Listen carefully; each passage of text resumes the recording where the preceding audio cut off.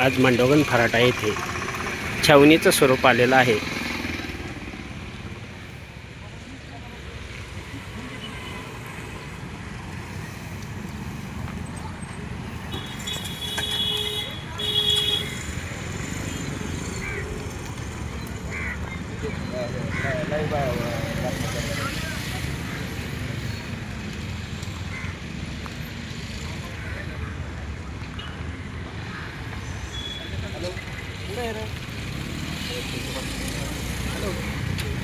मांडोगण फराटा येथे घडलेल्या घटनेमुळे आज SP गिल यांनी भेट दिली आणि यानंतर या ठिकाणी बंदोबस्तासाठी असलेला हा पोलीस बंदोबस्त आपण पाहत आहोत।